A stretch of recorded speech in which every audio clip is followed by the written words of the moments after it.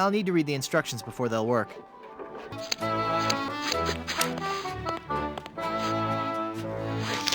Shave me like a yak. Aye, aye, Captain Rottingham. No, stop!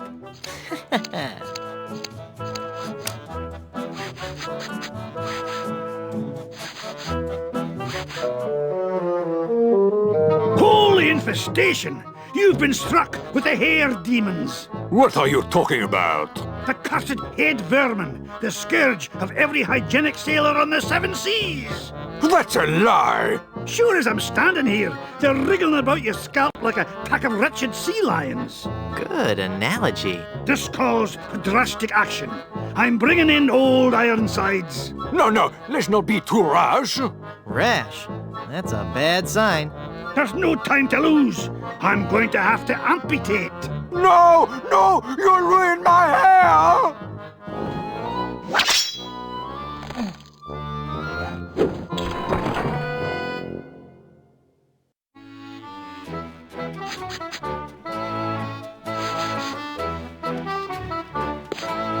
I sure could use a haircut. Have a seat, laddie, and I'll do you up with a fine coif.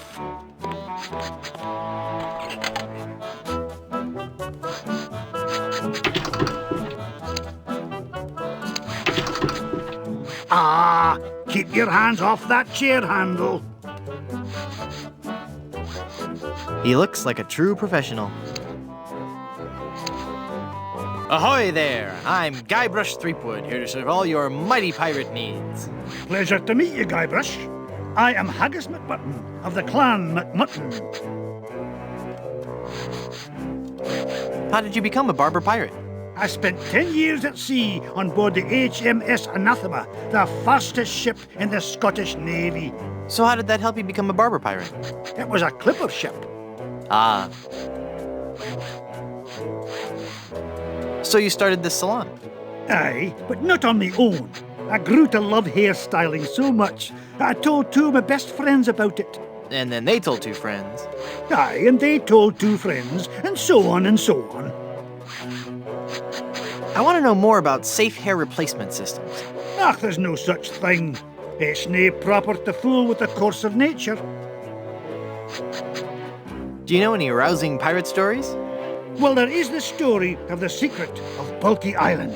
We were a crew of 200 men, under the command of Big Jake McJuggernaut, the most powerful captain on the seas. One night in port, Captain Jake heard the tale of an enormous treasure buried somewhere on Bulky Island. We set sail and landed on the island within a fortnight and found the treasure the next morning. Bulky Island? Where's that? You won't find it on any map. Captain Jake took the location of the treasure to his grave. Oh, it was a beautiful sight. A tremendous chest made of solid gold. Big Jake leapt into the hole and wrapped his sinewy arms around the chest. He gathered his resolve, counted to 3, filled his lungs and lifted with all his might. The sound of his back cracking brought a grimace to even the most steel-hearted crewman. By nightfall, the lot of us were lying on the beach, writhing in pain. Why didn't you set up a system of ropes and pulleys? That would have been the weak man's way out. The pirate Angus MacFulcrum had followed us to Bulky Island, wanting the treasure for himself. The weakling used a lever and took the chest, laughing at us as he carried it to his ship. And my proud Captain McJuggernaut died in traction, cursing himself for not being strong enough. How would you like to join my crew? You seem like a nice enough sort, Guybrush, but a man cannot serve as my captain unless he earns me respect. And how would a man go about doing that? By besting me in a time-honored test of strength. Australian rules football. No, I'm talking about the traditional Highland display of strength and virility, the caber toss.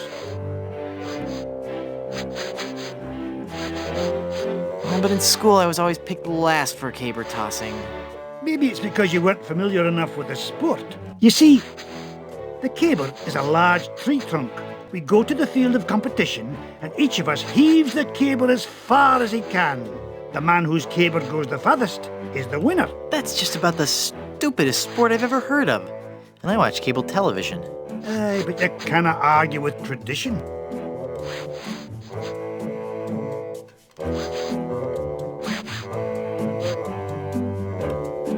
Could you explain this caber tossing concept again? The caber is a large tree trunk. We go to the field of competition, and each of us heaves the caber as far as he can. The man whose caber goes the farthest is the winner. Sounds great. Let's do it. Perhaps after I've finished with your hair. Haggis. That's an unusual name. I suppose it is, but haggis is just a nickname. My given name is heart, liver and kidneys boiled in the stomach of the animal McMutton. Oh, so your parents were expecting a girl. Aye. What is that blue stuff in the jar anyway? Ah, the old comb juice. 'Tis a fiery brew that's bested many a sailor with her fermented froth. It'll burn your throat unless you chase it with conditioner. Those sure are nice scissors. Aye, they're my best pair. They can cut through almost anything. Why are they in the ceiling? Sometimes I cut hair so fast, the scissors fly from my hands at unbelievable speeds. Could I borrow those scissors for a minute? Sorry, no. They're much too valuable to me. You know they can cut through almost anything. Yes, I believe you mentioned that.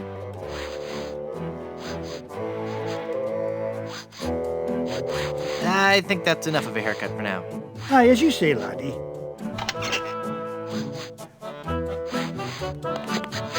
I'd like to finish that haircut. Then have a seat.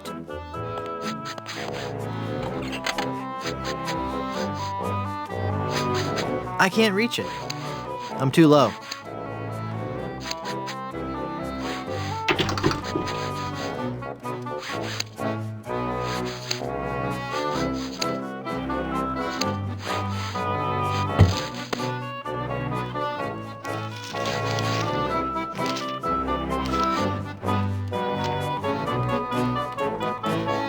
Ugh, blast that ineffectual paperweight. I'll have to go find another.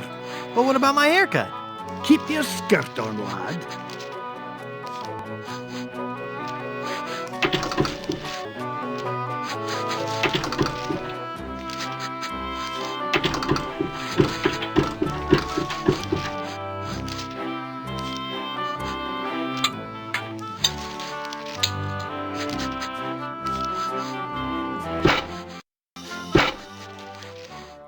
Phew. Well, I searched the whole island, and I couldn't find a single rock for a paperweight. I suppose I'll just have to eyeball your haircut. I just remembered I have another appointment. Oh, I was going to give you a French braid, too.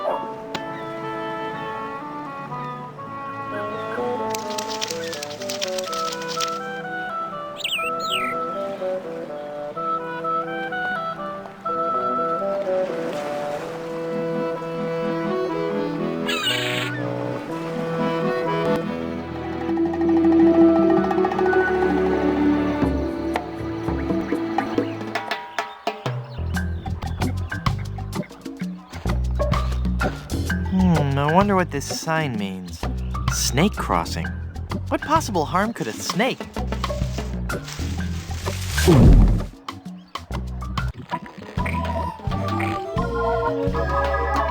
Well, this isn't good. It's a priceless, delicate Fabergé egg. It's the fearsome head of that pirate-eating snake. I can't see it, but I'm sure it's a 9-iron. I can't see what that is, but I bet it's a box of Full of Bran cereal. The highest fiber content available without a prescription. Last I heard, they added even more live white mouse flavor. I think it's a machete sharp enough to cut through even the largest reptiles. I bet that's a big old stick, the perfect snake beating size. I can't see it, but I bet it's Snake Away brand snake repellent. I think those are the jaws of life, which would really help me get out of this snake.